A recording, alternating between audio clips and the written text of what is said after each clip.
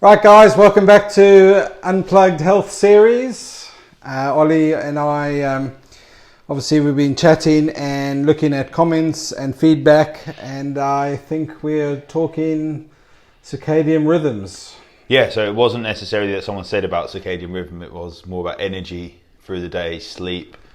Yeah. And I think we've touched on sleep a few times, so it's good for us to revisit it, because I think the first time we done a sleep episode was when we first started, and that's like 2 years ago. And we got some good feedback of that, but circadian rhythm, sleep is a big part of circadian rhythm.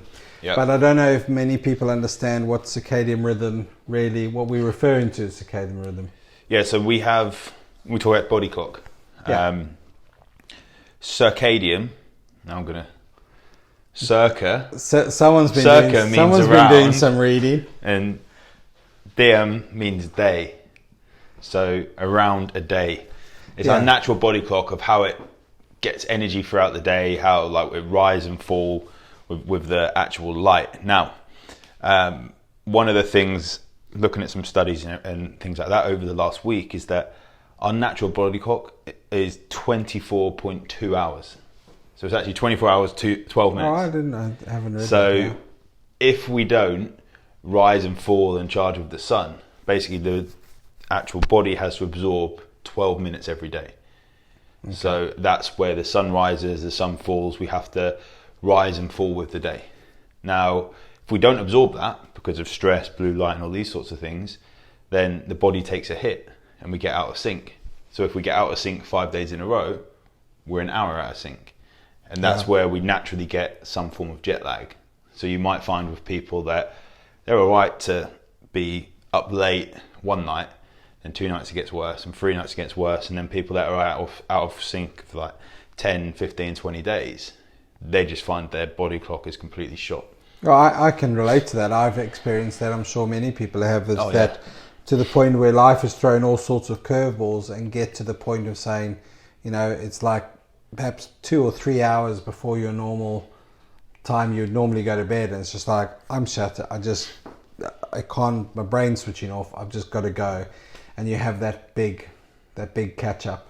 Yeah. Where you just get to the point of going, I just can't function. And it's that accumulative effect. But the trouble with circadian rhythms is that we're not operating as per the sun and the moon.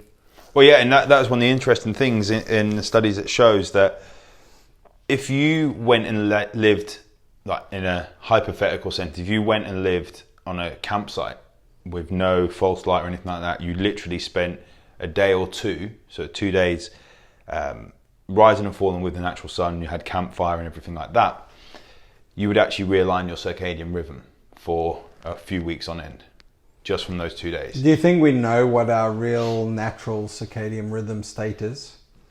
I'm sure none of us probably ever really truly experienced that. I know like the researchers of like the primitive cultures who are the closest, still living, but are the closest to analyze.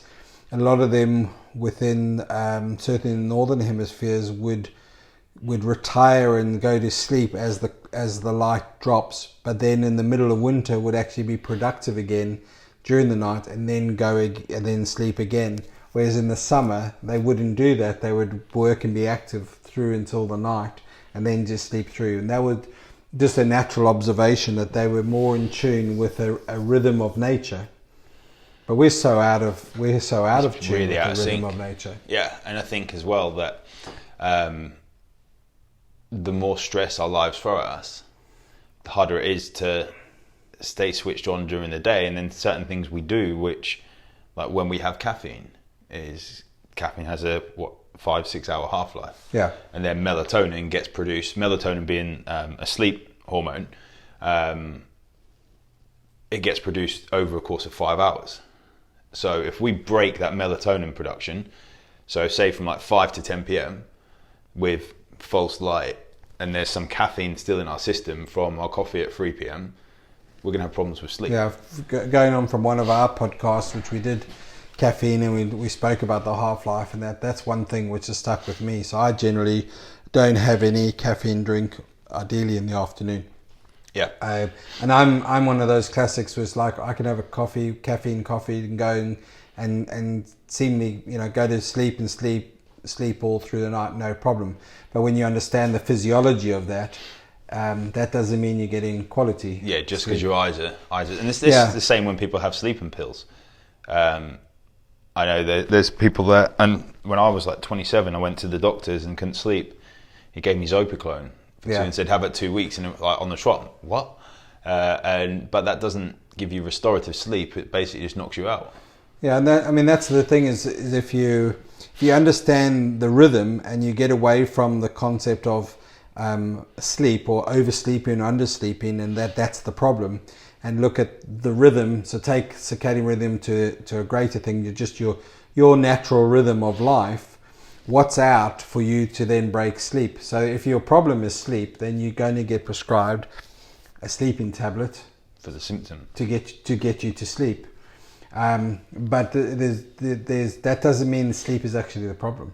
No, and that's where, again, looking at circadian rhythm, some of the other things that we can do, though, how can we improve our circadian rhythm? Basically, the body likes structure, the body likes routine. Yeah. So getting up at the same time, sleeping at the same time, eating at the same time, and people don't always do that, especially like weekends come into play, and people are waking up later, they're going to bed later because they don't have to get up that time. But I think it's also like I get up within the same hour every day. Yeah, I was reading something the other day which suggested if you have for whatever reason, you might have a later night or socializing, their suggestion was to wake up and get up the next day at your normal time, as opposed to having that. But if you are doing that 9 times in a row, if you do it once on that 10th day, it shouldn't make that much difference. It's the majority of the time. Yeah. But if the body is doing Monday to Friday, then 2 days, Monday to Friday, 2 days, that's not necessarily going to be the majority time, because of just the routine it gets into. And the same with meals as well. Like having your meals at the same time, your body releases insulin based on your circadian rhythm, digestive enzymes based on your circadian rhythm. And I've seen people, literally, like people struggle to lose weight, improve their circadian rhythm, and drop weight. Not change anything what they eat, just their times, their consistency with sleep, and I've seen that a lot with the consistency of sleep, with the meal times, afternoon, evening meal, or the late snacking, because of just its direct relationship with cortisol. And seen that a lot with the meal times, or even to the point of what you're eating later at night versus and that part of that sleep preparation, which we've spoken before. Yeah, and when we are out of sync of our circadian rhythm, like again, there's some evidence that shows that eating when we're most active is when we're actually going to digest it better, because the enzymes, the gut motility, and like when we're actually least active, the chances are there's going to be problems with leptin production, leptin production, which is the satiety hormones. So, and ghrelin as well. Opposite of ghrelin. Yeah. I always think of the ghrelin. It sounds like gremlin. Yeah. I mean, your belly's rumbling. Yeah. Turn into that gremlin. You're hungry. Yeah. So what about exercise and circadian rhythm? Because a lot of people also will be up, work, and then they go to the gym on the way home, or they even get in home and then they rest, and then they're doing some exercise 8, 9 o'clock at night. Again, like I've previously, when I was more personal trainer, I would say, get exercise in the time you can, because it shows you're going to do it. But if I look at someone's overall stress load, they're not having good sleep, they're stressed out at work, they're stressed out at home, there's a history of medical side of things, even if they're overweight, and if they can't work out early, I would probably say we sort out your routine before we add workouts in. Yeah, that makes sense. Like once we sort out their routine, getting up half an hour earlier to go for a walk is so much easier. So keeping active through the day, because we know, and we've spoken about, exercise releases cortisol and our blood glucose goes up, We have to be able to regulate after that. Yeah, and if you've been hammered through the day and you're stressed and that, to then almost find additional reserves to then push the body even more is just driving you further into that stress response. And I suppose we can choose the different type of exercise. Yeah. You could go for a walk. You could do some yoga, Pilates, and don't do it to the form of high pressure. But also as well, we have to then think, if we're exercising at 8 p.m. at night or 9 p.m. at night, the gyms aren't dull, dimly lit places. Yeah. And then you've got the travel home, driving in a car, Yeah. all these things that we have to throw into the mix. The same with eating as well. Like, then you're going to have a meal afterwards. But when are you going to eat? How is that going to work with your circadian rhythm? And everyone's different. I like to eat before bed, but I have some clients that can't eat within 3 hours before bed. If not, that impacts their sleep. And I think also the important thing to highlight is what people's interpretation of stress is. So stress for some people will be, oh yeah, no, if I had a busy day, it's stress and the boss has been at me and I've got a deadline and that.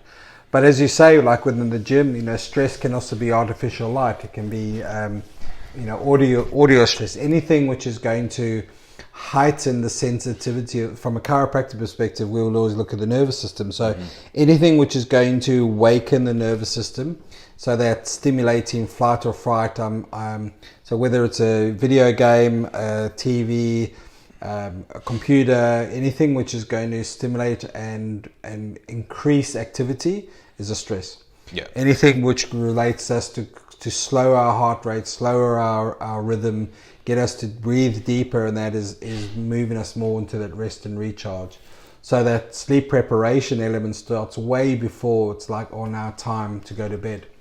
Yeah, and also... So stress doesn't have to be an argument with someone, or, it's stuck in traffic stress, I'm wound up stress. It can anything that stimulates the body from a moving us more towards being awake and alert and being ready for action. It's like physiological, psychological, environmental. Yeah. But also as well, like, this isn't to say that we're like party poopers where like we say like no TV or anything like that. It's what is the environment we can actually, what can we do to adapt to make it better?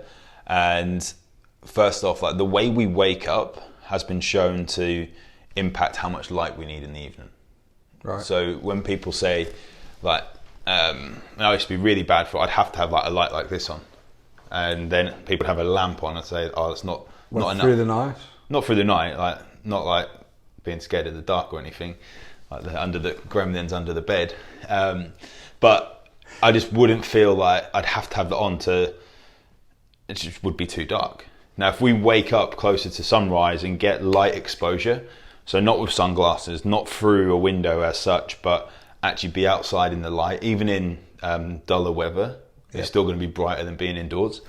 But if we can charge up with the actual sun rising, so within the first hour, or get our heart rate up, that sort of thing, what can we do in the evenings? Now, one of the things that we've been doing at home is that we'll have the rock salt, the pink Himalayan rock salt lamps, and we've got like 2 or 3 of them downstairs, and we've got a couple of other lamps.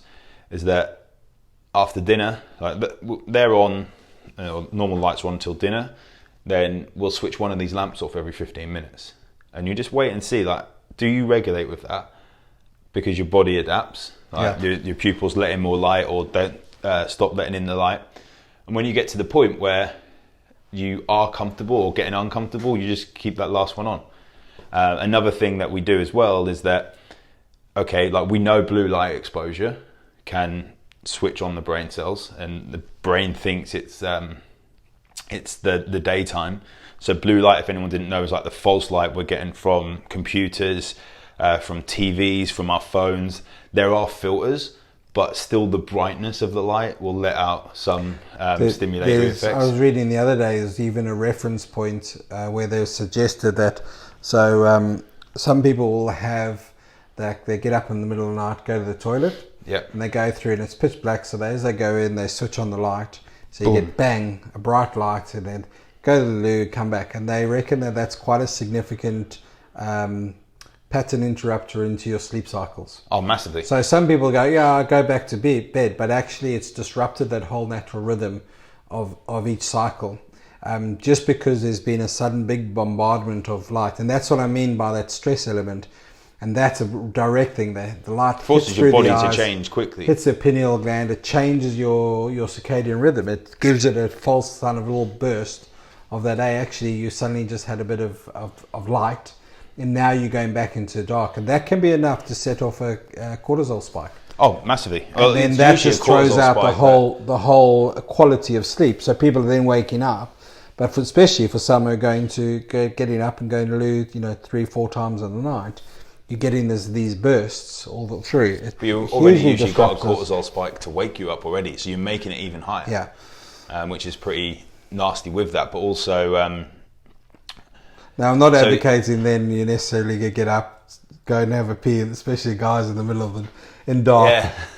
So one of the might things get yourself into a huge amount of trouble and more stress in the morning. But some people will have dull light in the hallway, which is there the whole time. So you're not suddenly getting that from nothing to bang, which really suddenly shocks the nervous system. Well, one of the things is like having a salt lamp on the landing, just dull. So you can't see it in the bedroom, but when you want to go to the toilet, or things like the watch, when you switch this on airplane mode, it doesn't have a white light on the torch, it has a red light.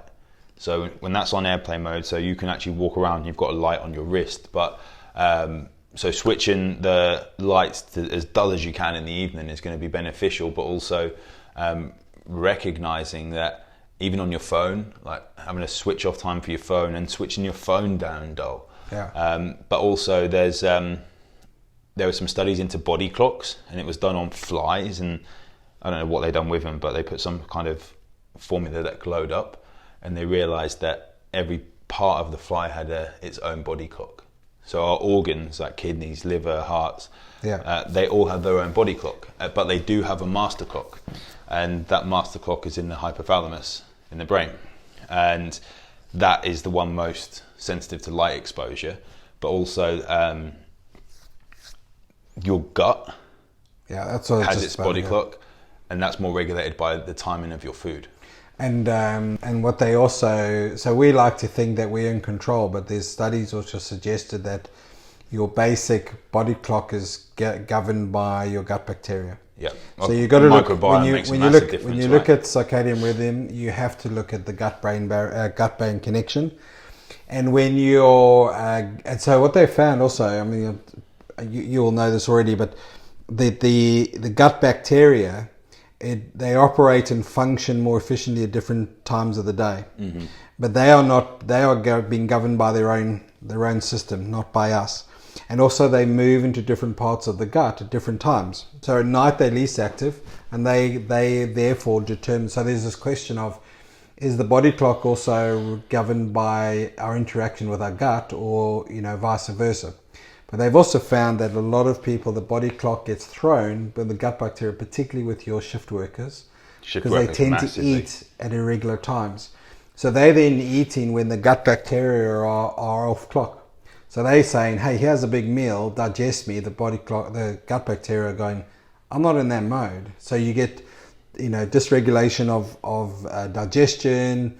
You get poor absorption. There's a whole host of leaky gut and all, and much of it is around exactly what you said of eating incorrect times and. Well, it's with the sun, right? So this whole thing is that we are really, we actually don't have the control. We're influenced by the light and day, and we're influenced by bacteria a lot into what is our normal body clock, and then we're operating in modern day lives where our alarm clock then determines when to get up and when there. So you can see why we generally, from a functional perspective, a lot of us are pretty screwed, even if we don't have symptoms. And that's the thing. Well, not that we're expressing we're ill. What is the symptom? Like, is it aging? Is it like we're a little bit more tired? It doesn't have to be a bloat. It doesn't have to be really poor skin. It doesn't have to be your hair or eyebrows falling out, or just being weak or not able to lose weight. Like, what actually is the symptom?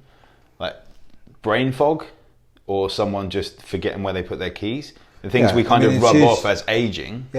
And all that, just that little indicator that to get going in the morning, I have to have my caffeine hit. or I have to 3 take o'clock this to caffeine get hit as well. myself to sleep. You know, there's sleep aids and medications out there to help people get to sleep is a huge business. And then you kind of tend to go, well, what's going on for us to necessitate that every night someone needs to literally drug themselves to sleep, or is drugging themselves through alcohol every night or so that disrupts their sleep. I had a patient years ago who was drinking casually, just would come home. Part of their rhythm It's a habit, habit was to have a bottle of wine every night. And we were just chatting, and he just made a comment on like, I'm just always really tired. Work's so stressful. It must be work and that. So I just spoke generally, nothing pinpointing on the general lifestyle. Like, so what's going on? And then he mentioned that he would come home and have as everyone does, have a glass of wine, and then have another one with a meal, and then there's only a little bit left, so he'd finish it. So he was doing that every night, and then binge drinking on the weekend, which is already binge drinking anyway. Yeah. So we just changed that rhythm. Just focus on alcohol, and said, well, why are you doing it? And he says, well, it's just habit. So we just try to create a different habit of winding down and coming home. And he had no difference in the concept, but he just changed alcohol out of it.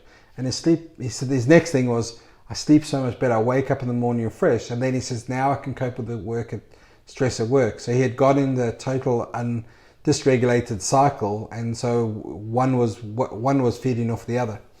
So sometimes even just small little changes can make such a big thing. And then they feed into something else which changes. So for him, that made a big difference. Just suddenly realizing, actually, I don't need that glass of wine. It doesn't actually deliver, but it's actually creating a whole load of other issues. Well, this is looking deeper, like that then comes back to, like we talk about sleeping pills and stuff, that then touches what we touched on last time with dopamine. If people are having supplementary melatonin, that lowers their baseline levels of dopamine, which then lowers their drive, which then lowers their energy, and all that sort of thing. But also like how people are looking, and I've been asked twice this week about allergy tests. And having like intolerance tests, allergy tests, what one can I have which is cheap? Like, there's not really any you can have which is cheap and actually going to be reliable. But we look for this medication to fix it, and we look for a supplement to have or whatever it is. But in reality, it's about loving ourselves and knowing that if we sleep at the same time, if we wake at the same time, the body gets into a rhythm. Like, you look at a dog, the dog loves a rhythm. Like a routine. They get up, they want you to go to the toilet straight away, then you know that they're going to want with your dogs, our dog, you don't need to know that it's about 4:30 in the afternoon, because the dog's kind of panting at you going like, come on, to go out, you got to feed me. It's that's time. My dog makes me laugh or both of them, that they know when it's Saturday because that's the night they get their bone. Literally, they'll have their biscuits and then they'll go out to the toilet, and then they'll go out just before bed. But on a Saturday night, they sit there and stare at you. How do you know it's Saturday? They literally know that's the night they get a bone. And dogs love the rhythm. They'll pick up a different rhythm of the day. Well, it'll be a different energy because like maybe it's because my wife's not working at the weekend, she's a bit more relaxed or something. But we'll treat our dogs with this same rhythm. You can't have your biscuits until it's 7 o'clock. Or 6 o'clock or 4:30, as you say. You can't have your morning ones until 8 or whatever it is. Or no, you can't have them until you've been out for your walk. But we don't do that with ourselves.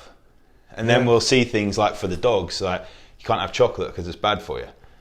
But then we'll have. But I've given you this treat because it's especially made with all the good stuff for a dog. I've often thought of that. But it's also easier to do that. And then when we get back to that intolerance test and things like that, it's also easier to have this test rather than.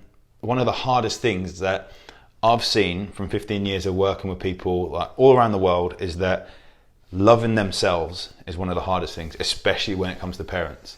And you'll know this more than myself. I'm not a parent yet, hopefully in the near future, but we put the kids first, and having your own routine, that generally comes second.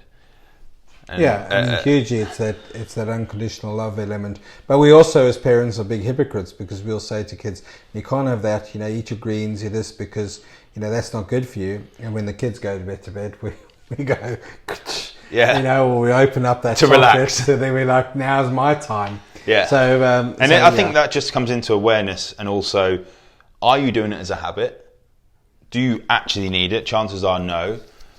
But also, like you said about the drinking side of things, are you actually binge drinking are you normalizing binge drinking? Binge drinking isn't going to the pub, getting wasted every night. It is like a couple of glasses every night, and then at the weekend you have the bottle, and then so on. Yeah. And also the big question is we always come back to is why, and a lot of times it does it deliver. So actually what you think of is, I'll have a glass of wine because it helps me relax, and I'll do this and that. So okay, does it deliver? Because actually you find that you could do that, you could relax in another way without. So like going back to this patient, he ended up, his idea was like, who drinks water when you're having a meal? And I was like, well, that's generally what we do. Yeah. And he was like, oh, like people actually do that? Because this concept, maybe through conditioning, that was you sit and you come home, you have a drink. And so he actually suddenly realized that there was a possibility, and then he said, okay, I'll give that a go. And he was like, you know what? I'm not any more relaxed or more stressed drinking water than having alcohol. So actually the alcohol wasn't delivering. Exactly. But I notice in the morning I sleep better and I feel better. So actually, it's not that the water delivers, it's actually that the alcohol didn't deliver, but actually gave me something else, a side effect. Well, I think the dopamine side of things with alcohol as well is like another thing to look into. And also the societal norm that we have alcohol to chill out. It's a treat. It's a relax after a hard day. And that is actually, it's a depressant, not an anti. It results in more lower mood than elevated. And this is something like, as to touch on, like, I don't drink. I don't like the taste of alcohol. But if I did like the taste of alcohol, I would drink. I wouldn't not drink because of health or anything. This is not to say completely rule out alcohol. It's to say if there's something else going on, like, I tell people what they need to hear, not necessarily what they want to hear, because then they get to have alcohol in moderation and enjoy it, and so on. But it does kind of trigger me when I see people say things just because that's what people want to hear. Yeah. Oh, you can have anything you want to eat, just count the calories. So I do drink, but I certainly, through the years, my relationship with alcohol is vastly different than it was 10, 15, 20 years ago. Yeah. So I'm quite comfortable that alcohol has a place in my life, but it is a different place to what it was before. There's no one's perfect, but it's all trying to find that rhythm and that basis of what works best for you. Yeah, and that's where we talk about circadian rhythm. If you're having problems with sleep or energy throughout the day, don't necessarily start with the food, don't necessarily have to start with the alcohol, but just think, are you going to sleep at the same time? Are you waking at the same time? And are you eating your meals at the same time? If not, try that before you then start drastically cutting calories, counting points if you go into a weight loss club, or like, unless you are actually binge drinking, then maybe you want to pull back on that a bit, but don't deprive yourself to those degrees. Sort out the routine and sort out the lifestyle degrees first, and also acknowledge the stresses. Yeah, knowledge, and I think the big key thing is looking at exactly the word circadian rhythm, and the key for me is rhythm. Yeah. Rhythm is something which is repeated and is at ease and it's in flow. So if your body is out and you're not feeling 100%, look for where the rhythm has been sabotaged. Where's it out of rhythm? Exactly. Because it won't be one thing. But starting with one thing helps change it. Yeah, you can only start with one. Cool. Right, thanks guys for joining us. We're now heading out. We're not won any word of any football today, so that's good, because we've got nothing to talk about. Or next time, because Spurs is the next match. No, yeah, well, maybe next time we'll have. At least one of us will have something. At least you'll to have talk 3 about. points at the weekend. Oh, not guaranteed. Right, until next time. Till next time. See you then. Have a great day.